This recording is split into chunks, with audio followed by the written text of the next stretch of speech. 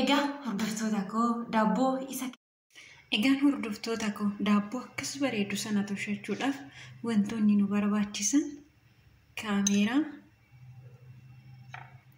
sukkaara, soogidda, inni kun immoo zayitiidha, inni kun immoo bishaanii, inni kun immoo daakuudha, inni kun immoo meeshaa itti lixicha itti bukeeffannudha jechuudha. Sukkaara asirratti kaameraa maankaa xiqqoo hin guunne dirbabaadha. Sukkaarri illee akkasuma, soogiddi garuu gimmaasha maankaati. Akka baay'ina isin itti fayyadamtaniinidha jechuudha. Lixii zayitiin illee baay'ee xiqqaadha. Zayitii baay'ee fayyadamu waan hin barbaanneef ani bishaanis isa kana fakkaata. Bishaan immoo ho'aas miti, qorraas miti. Ho'aaf qorraa kan walitti kallafame las kan jedheedha bishaan isin barbaachisu ani akkan itti fayyadamutti jechuudha. Egaa ijoollee keenya biyya ormaa keessa kan jirtan akkasitti tosheettanii ganama qorsiidhaaf godhachuutiin kanaatiin booda akkasitti fiddanii waliitiin geessu jechuudha. Sun hundumaa bakka tokkotti dabaltanii erga akkasitti isa kana qopheessitanii booda immoo daakuu keessan fiddanii itti naqattu. Sanaan booda viidiyoon akkasinitti dheeressineef hundumti keessan iyyuu ni beektu daakuu keessan waliitiin ni geessu. Seeraatiin bukeessitu. Bukoosaa immoo lixiisaa jabeessitanii otoo hin taane xiqqooshii laqa gootanii sana booda erga akkasitti bukeessitanii waliin geessaniin booda huccuu isatti bukeessitan kanatti huccuu qulqulluu ittiin martanii hanga inni bukaa'utti lafanii teessu jechuudha. Kuni murteessan haala qilleensa naannoo keessa jirtanidha.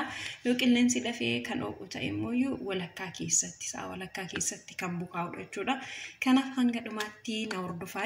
Nama daakuu kun bukeessaa seeran jechuudha. Walitti deebina. Egaan hordoftoota koo kino lixiin bukeessinee turre akkasitti bukaa'eetii jira.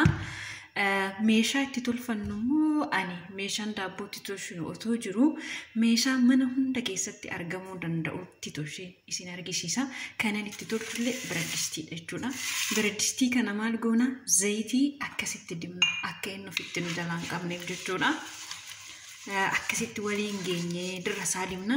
Biraddistiin immoo akkasiin jalaan gubanne inni kun pilaastikiidha waan ta'eef isa kanatti almuuniyeemii marraa, isa kanattis almuuniyeemii marra. Maaliif firoo keessa yeroo gashinu inni kun pilaastikii gatii ta'eef nu jalaatii akka hin gubanneef jechuudha. Almuuniyeemii ittiin marra jechuudha. Akkasitti zayitii waliin geenyee dibne sanaan booda lixii keenya asitti goonaa. Sanaan booda firoo keenya keessa ni gashinaa jechuudha. Na waliitiin tura hanga dhumaatti daabboo akkamii akka waliin tolchinu egaa kan laaltanidha jechuudha. Egaan lixii keenya akkasitti biraddistii keessatti gooneetidha kan jirru.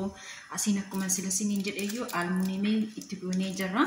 Amma foon keenya ho'ee jira. 180 irrattidha. Ho'eetii jira waan ta'eef as keessa kaa'ee jira. Irratti nan qadaada. Daqiiqaa 45 akkasumatti hin fudhata. Maaliif ani xiqqooshii ibidda waan qannaseef jechuudha. Sanaan booda akkasitti ittiin qadaada. Egaan hordoftoota koo haaluma salphaa ta'een ganama qursii keenya kan godhannu daabboo haala salphaa ta'een tolchinee jirra. Mee walumaan murree haalaallu argitanii waraattan akka itti dallaafu argitaniitu bishaatee jira. Egaan hin laalla jechuudha murree waliin. Walumaatiin haa nyaannu.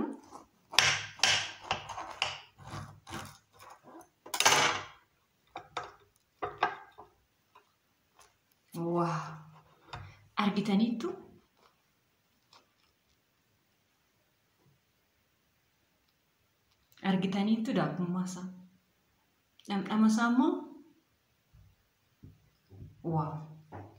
kanaaf haala kanaatiin mana keessanitti tolfattanii daabboo bareedaa nyaachuus hiriyoota keessan yoo mana madaamitti isinitti dhufanillee affeeruu ni dandeessu jechuudha. Kanaaf haala salphaa ta'e daabboo isa kana fakkaatu toshineerra jechuudha.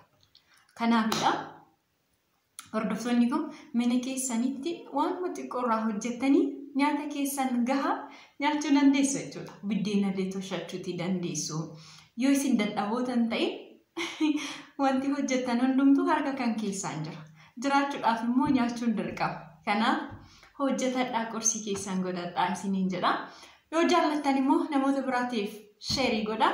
Namoonni kan biraas immoo tolchaa nutti argisiisa. Mo'aa walirraatii banannaa waan hordoftaniif galatoomaa ulfaadhaa.